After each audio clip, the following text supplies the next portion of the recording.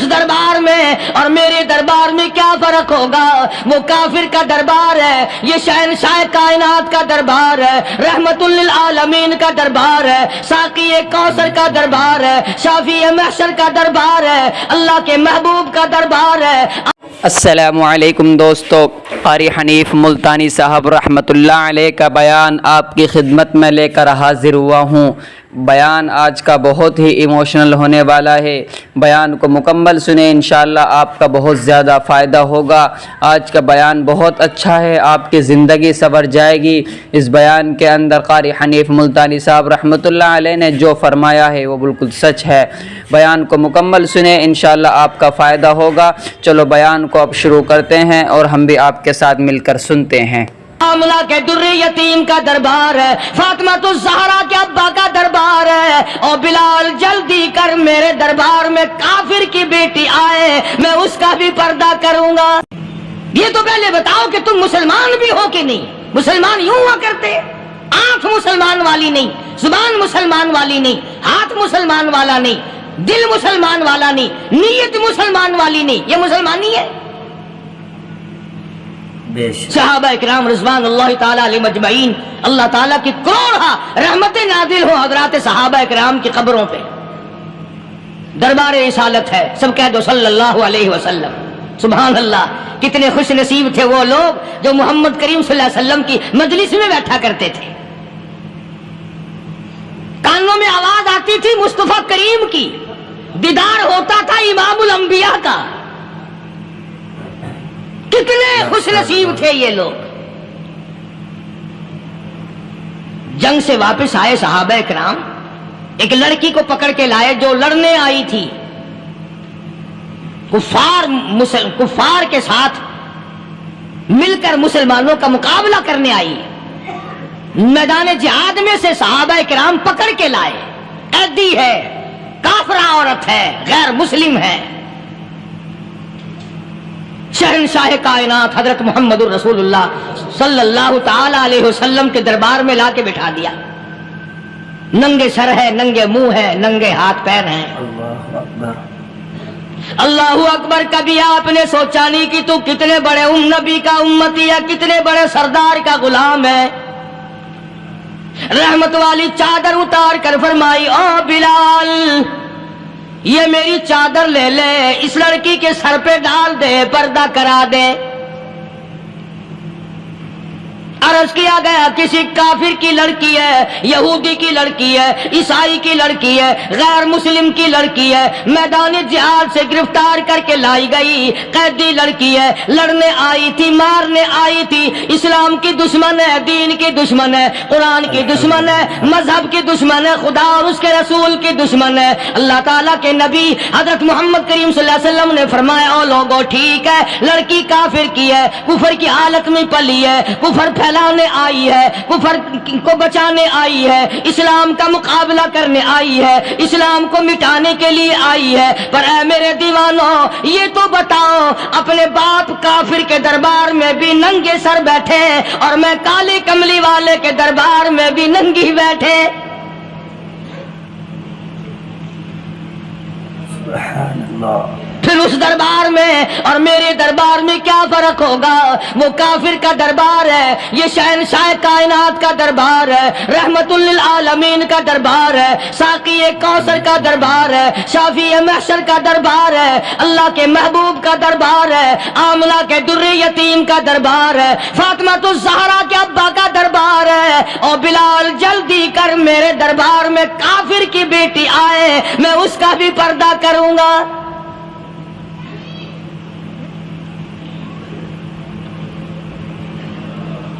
حضرت بلال رضی اللہ تعالی عنہ نے ذرا ایک اور لطیف سی بات ہے، تھوڑی سی باریک سی، اگر آپ سوچیں، لڑکی ہے تو کافرہ، لڑکی ہے تو بے دین، ہے تو اسلام کے دشمن۔ میں تو کئی مرتبہ سوچا کرتا ہوں کہ واہ لڑکی تیرا مقدر، ہے تو کافر کی بیٹی، خود بھی کافرہ ہے، مگر مقدر تو دیکھو، امام الانبیاء کی چادر سر پہ ڈالے بیٹھی ہے۔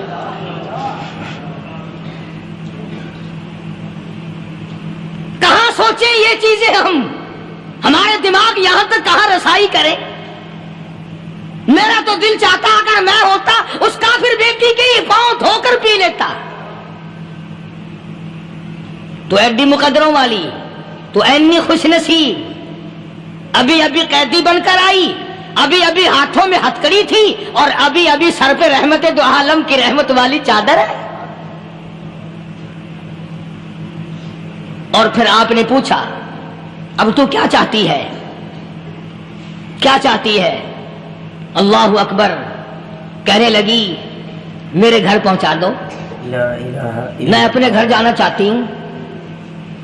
دو نوجوان صحابہ کو بلایا، فرمایا کہ انسانی رشتے کا تقاضا ہے، لڑکی نے ہم سے پناہ مانگی اور اپنے گھر جانا چاہتی ہے، ہم نے اس کو معاف کر دیا، جاؤ گھر چھوڑاؤ. اب گھر پہنچانے کا مطلب یہ تو تھا نہیں کہ حسین گائی پہنچا دو، دولت گیٹ پہنچا دو، خدا جانے کتنی دور گھر ہوگا. لڑنے جو آئی تھی. یوں لکھا ہے علماء اکرام نے، ذرا توجہ کریں. اور سچی بات تو یہ ہے، اپنے دامن میں بھی ہاتھ مار کے دیکھو کہ ہم کیسے ہیں.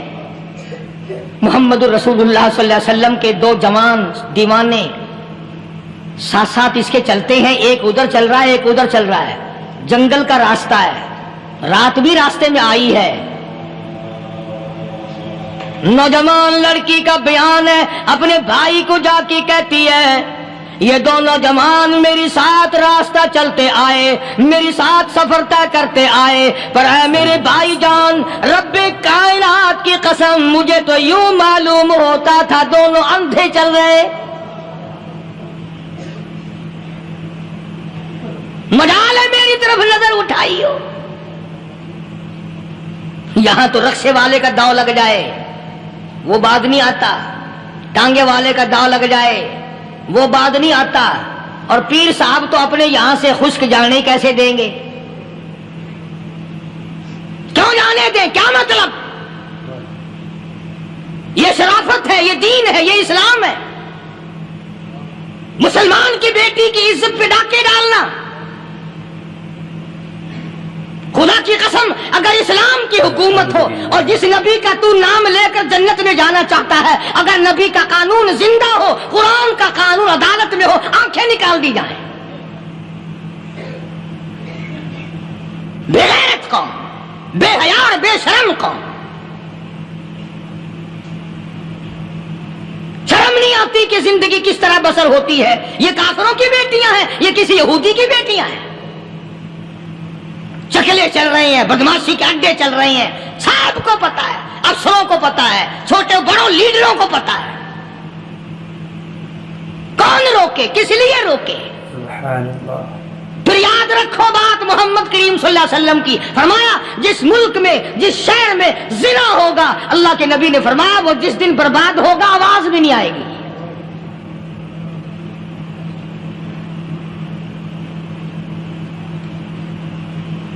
مسلمانوں کے یہاں سے ہو کر دربار نبوت سے چل کر رحمت دو عالم صلی اللہ تعالی علیہ وسلم کی چادر اوڑھ کر لڑکی اپنے گھر پہنچی. بھائی نے پوچھا بتا مسلمانوں نے تیرے ساتھ کیا برتاؤ کیا؟ مسلمان تجھے پکڑ کے لے گئے تھے، اتنی خوبصورت ہے تو، ایسی حسینہ ہے، شباب تیرا، حسن تیرا، جمال تیرا، شکل و صورت نرالی، نقش نرالے، آنکھیں تیری نرالی، چہرہ تیرا نرالا، لب تیرے نرالے، قد و قامت تیری نرالی، حسن تیرا شان والا، جوانی شباب ہے. بتا مسلمانوں نے تیری ساتھ کیا گزری؟ رونے لگی اور کہنے لگی تو میرا ماجایا بھائی ہے، پر میں کیا بتاؤں، زمین و آسمان کے مالک کی قسم، سمندروں کے پیدا کرنے والے کی قسم، درختوں کی پتی پیدا کرنے والے کی قسم، ان پہاڑوں اور زمین کے ذرات کو پیدا کرنے والے کی قسم، جو میری عزت کی حفاظت محمد کے غلاموں نے کی ہے، وہ تو ماجایا بھائی بھی نہیں کر سکتا.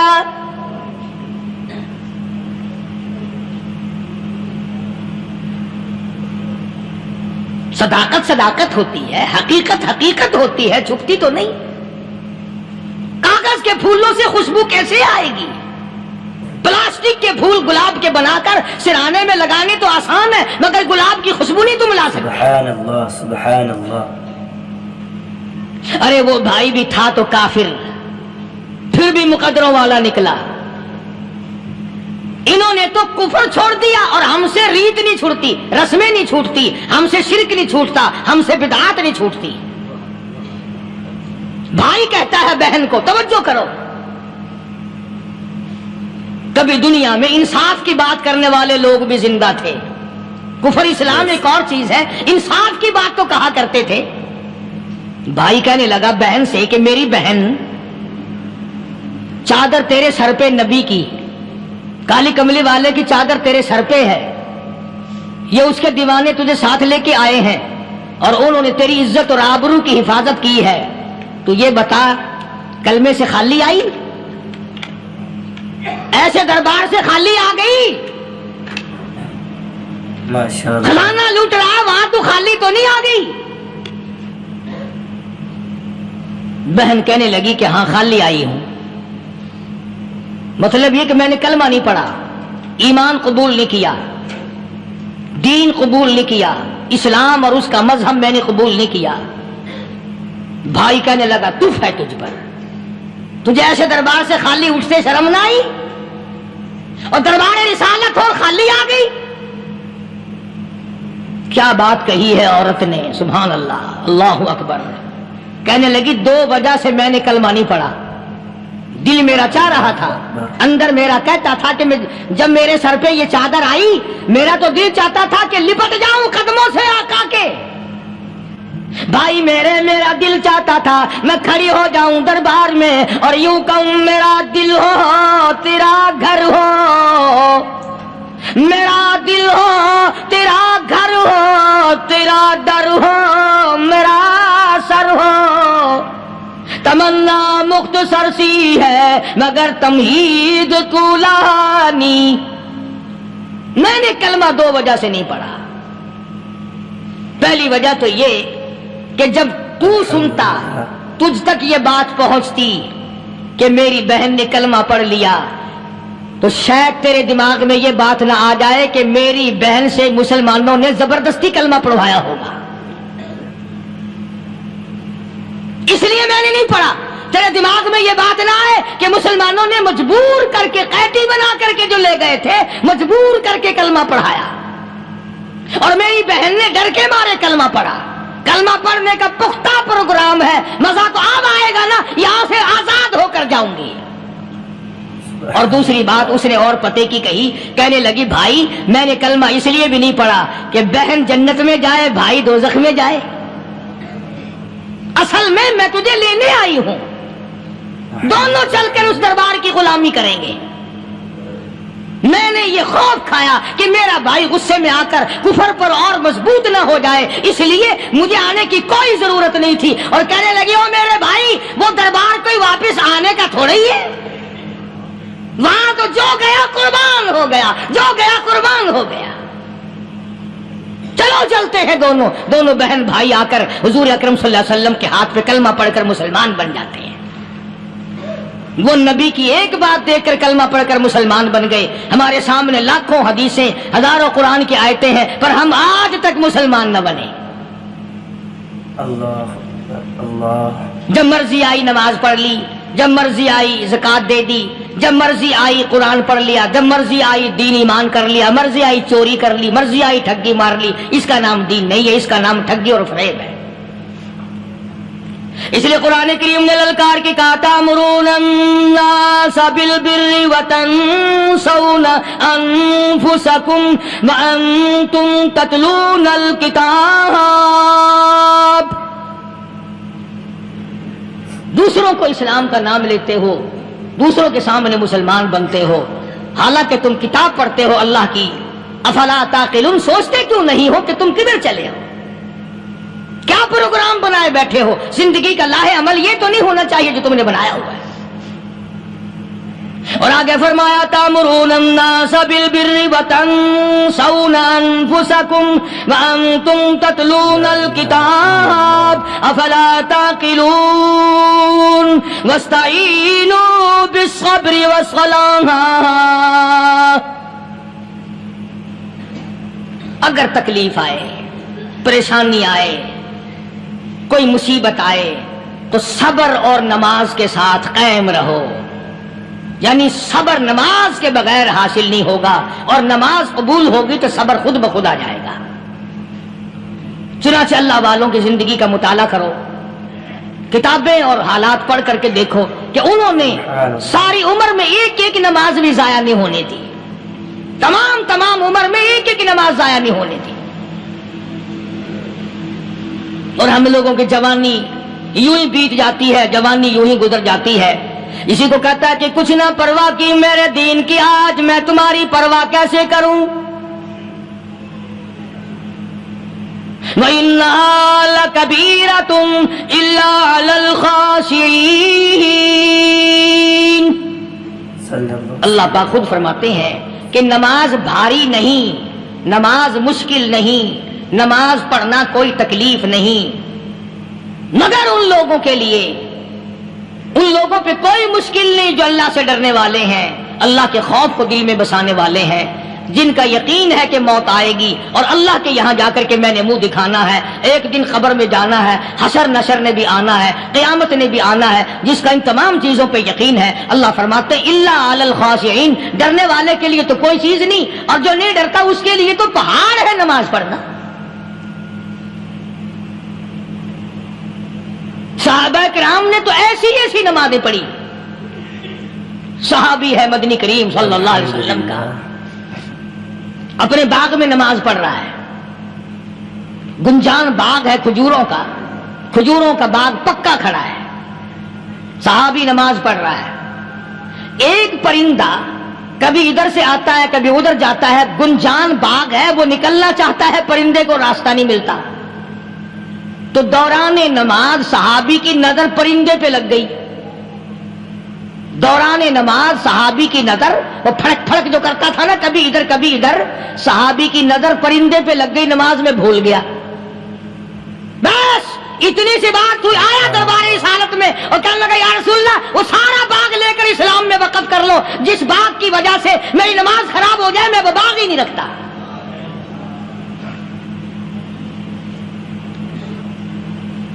ہمارے یہاں بھی کوئی عظمت ہے نماز کی؟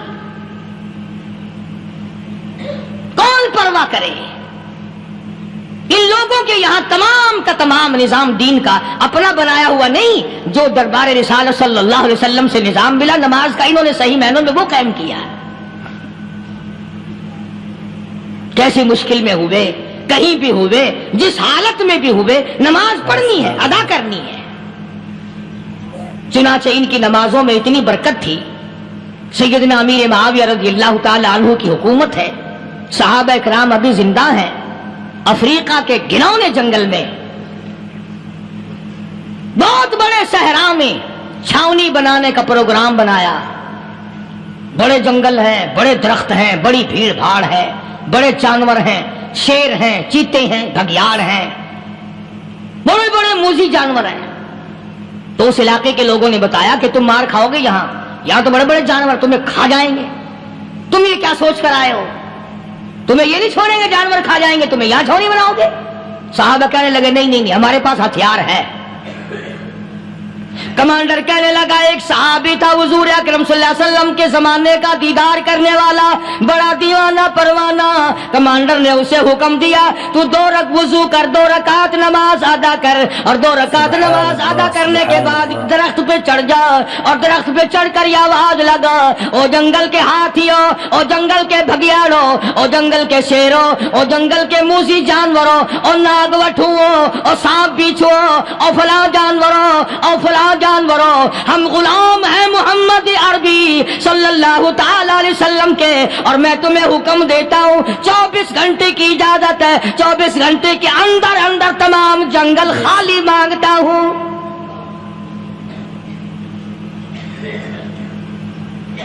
مارشلہ نافذ کر دیا حضور کے غلام نے، ہاتھیوں پہ، جانوروں پہ، چیتوں پہ، بھگیاڑوں پہ، شیروں پہ۔ اور اعلان کا رخ دیکھیں آپ، کہا کہ 24 گھنٹے کے بعد جو ملے گا اسے قتل کر دیا جائے گا۔ اب اگر ہم میں سے وہاں کوئی ہوتا، کہتے ہو بڑے پاگل ہیں بھائی، کس سے باتیں کر رہے ہیں؟ ہاتھیوں سے باتیں ہو رہی ہیں، چیتے اور شیروں سے باتیں ہو رہی ہیں، بھگیاڑوں سے گپیں ہو رہی ہیں، لے جاؤ پاگل خانے میں. مگر یہ بات نہیں، صحابہ جانتے تھے شیر بھی اس کی مخلوق ہے، چیتا بھی اس کی مخلوق ہے، بگیاڑ بھی اس کی مخلوق ہے، ہاتھی بھی اس کی مخلوق ہے، اور ہم اس کے دیوانے ہیں، ہم اس کے بندے ہیں. جب اس کا ہی حکم نافذ کرنے کے لیے ہم نکلے ہیں، اب ہمارے سامنے کوئی چیز ٹھہر نہیں سکتی. تاریخ شاہد ہے. گیبن مورخ انگریز لکھتا ہے، امریکہ کا بہت بڑا پروفیسر تور آندرے انگریز مورخ لکھتا ہے کہ صحابی کی یہ بات سن کر جنگل میں کھلبلی بچ گئی، جانوروں میں شور مچ گیا، چیتے بگیاڑ اور طوفان مچ گیا. شور مچاتے ہوئے تمام کے تمام نے جنگل خالی کر دیا. مسلمان، جب تیرے اندر ایمان تھا، جب تیرا قرآن پہ ایمان تھا، جب تیرا نبی پاک صلی اللہ علیہ وسلم پہ ایمان تھا، جب تیرا حضور کی رسالت پہ ایمان تھا، جب اللہ کی توحید پہ تیرا ایمان تھا، اور تیرا مقابلہ شیر نہیں کر سکتا تھا، تیرا مقابلہ چیتا نہیں کر سکتا تھا. آج ایمان پلے ہے نہیں، آج تو ڈر کے مارے مر رہا ہے اور مرے گا. الحمدللہ. ایک صحابی جنگل میں راستہ بھول گیا اور بھول کر اور زیادہ صحرا میں جنگل میں نکل گیا. دیکھتا کیا صحابی سامنے سے شیر آیا. صحابی نے تو شیر کو دیکھ لیا اور شیر نے صحابی کو دیکھ لیا. اب شیر حملہ کرنے کا ارادہ کر رہا، سامنے ہے.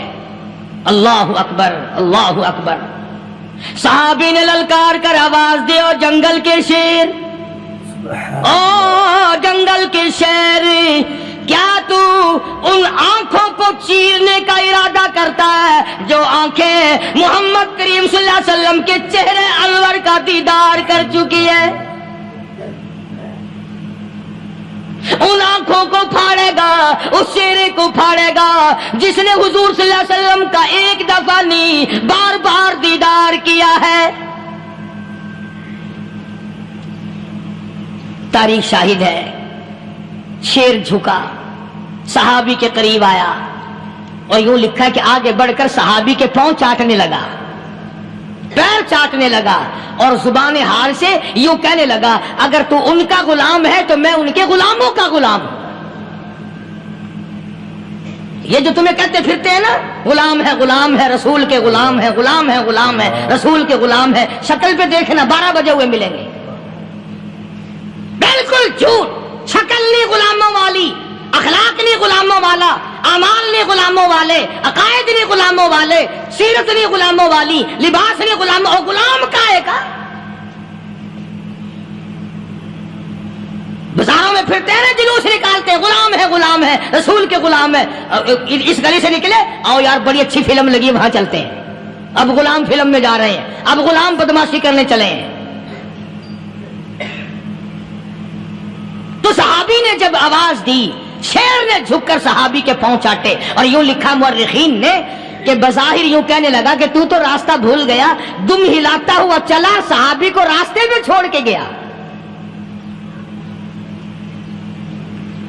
اور مورخین نے یہاں تک لکھا ہے کہ جب صحابی سے شیر واپس ہونے لگا تو بھڑبڑا رہا تھا، گویا صحابی کو اپنی طرف متوجہ کرتا تھا. اور اس کے بعد خوشامدانہ عاجزانہ پہلو سے یہ کہتا تھا کہ او جانے والے، جس کا تو دیدار کرے گا اس کو میرا بھی سلام کہنا، ان کی خدمت میں میرا بھی سلام عرض کرنا. کوئی ایک واقعہ نہیں ہے. مدینہ منورہ سے شام کے راستے میں شیر آ کر کے بیٹھ گیا، لوگوں کا راستہ بند ہو گیا. کوئی آدھی مدینے پاک میں واپس، اللہ ہر مسلمان کو مدینے پاک کی زیارت نصیب فرمائے. ہاں مدینہ بڑی شے ہے. ہاں مدینہ نہ دیکھا تو کچھ بھی نہ دیکھا. ہاں الہی دکھلا دے مدینہ کیسی بستی ہے جہاں پر رات دن مولا تیری رحمت برستی ہے. وہ شہر نرالا، وہ گلیاں نرالی، وہ شاہراہیں نرالی، وہ گنبد خضرا نرالا. خدا کی قسم وہاں جو آسمان سے نور برستا ہے وہ بھی نرالا ہی ہے. کسی نے آ کر مدینے میں کہا کہ راستے میں شیر بیٹھا ہے، لوگوں کا راستہ روک رکھا ہے. عبداللہ بن عمر رضی اللہ تعالی عنہ، صوفی صحابی، کوئی ایڈا بہادرانہ کام کرنے والا بھی نہیں، لاٹھی نہیں مانگتا، تلوار نہیں اٹھاتا، نیزہ نہیں اٹھاتا، تیر نہیں لیتا، گولی کا سامان نہیں، تیر و تلوار کا سامان نہیں، کوئی چیز نہیں، بے دھڑک بے جھجک جا کر شیر کا کان پکڑ کے مروڑ کے صحابی کہتا ہے تجھے کس نے اجازت دی حضور کے غلاموں کا راستہ روکنے کی؟ تجھے شرم نہیں آتی؟ تو سرکار مدینہ کے غلاموں کا راستہ روکے بیٹھا ہے۔ تاریخ شاہد ہے، دم ہلاتا ہوا جنگل کو بھاگ گیا۔ اور آج اولاد ہمارے کہنے کی نہیں، شیروں کو تو کیا منائیں گے، اولاد نہیں مانتی، بیوی نہیں مانتی، کچھ اپنا بھی قصور مانو نا، کچھ گڑبڑ ہے نا اندر۔ اختر شیرانی نے بڑی عجیب بات کہی، اسی کو کہتا کہ یہ عذر امتحان ہے، جذبہ دل کیسا نکل آیا، یہ عذر امتحان ہے، جذبہ دل کیسا نکل آیا، میں الزام ملک کو دیتا تھا، قصور اپنا نکل آیا۔ گریبان میں جا کر دیکھو، ٹٹول کر کے دیکھو، اپنی نیتوں کو ہاتھ مار کے دیکھو، اپنے عقیدے کو ٹٹول کے دیکھو، اپنے ایمان کو تلاش کر کے دیکھو، اپنی نظروں سے پوچھو، اپنی زبان سے پوچھو، اپنے پیٹ سے پوچھو، تیرے اندر کیسی روزی جا رہی ہے؟ کیوں کر ہم کامیابی سے ہمکنار ہوں؟ یہ خلقت پھر ہمارے لیے غیر کیوں نہ بنے؟ یہ سارا جہان ہمارا دشمن کیوں نہ بنے؟ صحابہ تو ایسے بے دھڑک تھے، کسی شہنشاہ کی پرواہ نہیں کیا کرتے تھے، کسی شہنشاہ کی پرواہ اللہ والے نہیں کرتے تھے۔ تم تو بڑے پیروں کو ماننے والوں، پر جو میں بات بتاؤں گا پیر کی وہ نہیں مانو گے۔ مجدد الفسانی سرہندی سب کہہ دو رحمت اللہ علیہ، نقشبندی خاندان کے سربراہ ہیں، بہت بڑے بزرگ ہیں، پکڑ کر کے لے گئے حکومت والے، بادشاہ کو سجدہ کرانا ہے، بادشاہ کو سجدہ کرانا ہے۔ وہ کاہے کا سجدہ کرتے تھے؟ وہ کسی سے ڈرتے ہی نہیں تھے، اللہ والا کسی سے ڈرا ہی نہیں کرتا۔ تو یوں سنا کہ انتظام کیا گیا کہ دربار کے قریب جا کر ایک دیوار بناؤ، اس میں ایک چھوٹی سا روشن دان دریچہ موری لگاؤ، جس میں سے جھک کر بندہ اندر داخل ہو، تاکہ ایک دفعہ جھک جائے صحیح، یہ پیر، یہ درویش، یہ قلندر، یہ ولی، یہ مولوی جو اکڑا ہوا ہے اسے جھکا لو جس طرح سے بھی ہو سکے۔ اب تمہاری نظروں میں تو ہماری کوئی قیمت نہیں، تم جو یہاں جمعہ پڑھنے آتے ہو تمہارے خیال میں ہماری کوئی قیمت نہیں، وضو کیا، سنتیں پڑھی، جمعہ پڑھایا، بس ہمیں نہ کوئی جانتا ہے نہ کوئی پہچانتا ہے۔ تم کیا جانو کہ صوبائی ہوم ڈپارٹمنٹ میں ہمارے تذکرے، مرکز گورنمنٹ میں ہمارے تذکرے، کون سیدھا چل رہا ہے، کون الٹا چل رہا ہے، کون ہمارے لیے خطرناک ہے، اور تمہیں کیا پتا؟ ہمیں تو لوگ ڈبل سٹار لکھتے ہیں۔ مجدد الفسانی سرہندی رحمت اللہ علیہ کے لیے کھڑکی بنائی گئی، جھک کر داخل ہوگا، اسی بہانے سے جھک جائے گا۔ مگر اللہ والوں کو عقل اللہ ہی عطا کرتا ہے۔ جب وہاں گئے نا، انہوں نے کہا جی اس میں سے داخل ہو کے اندر چلنا ہے۔ مجدد صاحب نے پہلے دونوں پیر داخل کیے، بجائے یوں جھک کر داخل ہونے کے یوں لمبے ہو کے داخل ہوئے، پیر اندر پہلے داخل کر لیے، یعنی اور بے ادبی کی کہ پیر پہلے لگے، میرے پاؤں ہے تیرا سر ہے، لاؤ ملاقات کر۔ اللہ والا جھکا ہی نہیں۔ تو اس اللہ والے کو یہ پتہ نہیں تھا کہ میں تو زندہ کے سامنے نہیں جھکتا، یہ مرووں کے سامنے جھکتے پھریں گے لوگ۔ انہیں یہ پتہ نہیں تھا کہ یہ قبروں کی مٹی چاٹتے پھریں گے، یہ رات دن شرک کی لعنت میں گرفتار ہو کر کے مریں گے۔ لگے ہوئے ہیں میلے، بھر بھر کے خلقت جا رہی ہے، پھوڑے پھنسی کا علاج ہوگا، بیماریوں کا علاج ہوگا، پانی چشمے کا پی آؤ، پانی چشمے کا پی آؤ۔ مخدوم رشید کے علاقے کے سارے سال اس کھڈے میں لوگ بھاگتے ہیں، اور انشاءاللہ یہ اس مہینے میں جا کر وہ گو کا ملا ہوا تبرک پی کے آتے ہیں۔ بڑا بہترین تبرک ہے وہ۔ نوح علیہ السلام کی قوم نے کشتی پخانہ کر کر کے بھر دی تھی نا، حضرت نوح علیہ السلام اللہ کے حضور میں رو پڑے، فرمایا دیکھ میرے رب، تو نے حکم دیا، کہاں سے لکڑیاں لایا، چختے چیرے، تختوں کو جوڑا، اتنی محنت کی، میں نے کشتی بنائی اور ان ظالموں نے ہگ ہگ کے بھر دی۔ فرمایا میرے نو گھبرانا، اگر انہی سے نہ چٹوا دوں تو میری خدائی کیا ہوئی۔ گھبرانا، 950 سال مار کھانے والے پیغمبر میں تیرا ساتھی ہوں، تو کیوں گھبرایا؟ تو کانوں تک لبا لب پخانا کر کر کر کے بڑھتی، قوم میں بیماری پھیل گئی۔ الحمدللہ۔ جو عورت چلے کہاں چلی کہ نوح علیہ السلام نے کشتی میں پخانا کرنے چلی ہوں۔ جو بڈھا پرانا پیپا جائے، بڑے میاں کہاں جا رہے ہو؟ کشتی میں پخانا کرنے چلا ہوں۔ اللہ میاں نے خارش کی بیماری بھیج دی، وہ چھوٹے بڑے امیر غریب جوان بوڑھے مرد اور پھرے آگا پیچھا کھجاتے ہوئے کسر کسر کسر کسر تنگ ہو گئے سارے۔ وہ ایک بڈھا بڑا خارش کا مارا ہوا تنگ بیمار بھی بعد نہ آیا، وہ کشتی کے کنارے پہ بیٹھ کے پخانا کرنے لگا نا، پیر پھسل گیا دھڑم اندر تبرک کے، اب وہ ساری جان لتھڑ گئی، سارا سن گیا۔ باہر آ کے پانی پونی سے صاف کیا، وہ جہاں جہاں گندگی لگی تھی نا وہ خارش ہی ختم ہو گئی۔ چڑھ گیا درخت پہ ٹہلنے لگا، آؤ خارش کی دوا مل گئی، بیماری کا علاج مل گیا، آؤ آؤ مفت۔ آ گئی دنیا بیماری میں، اور کیا چاہیے؟ بھاگی بھاگی خلق۔ انہوں نے کہا ہے، انہوں نے کہا بظاہر دیکھنے میں یہ گند ہے، یہ کھاج کی دوا ہے، من لو اٹھا کے۔ دوستو قاری حنیف ملتانی صاحب رحمۃ اللہ علیہ کا بیان آپ کو پسند آیا ہوگا۔ بیان پسند آیا تو ہمارے چینل کو سبسکرائب کرو اور زیادہ سے زیادہ ویڈیو کو شیئر کریں۔ اس بیان کے اندر قاری حنیف ملتانی صاحب رحمۃ اللہ علیہ نے کیا ہی اچھی بات کہی ہے۔ چلو بیان کو اب ختم کرتے ہیں اور ملتے ہیں نیکسٹ ویڈیو میں۔ السلام علیکم ورحمۃ اللہ وبرکاتہ۔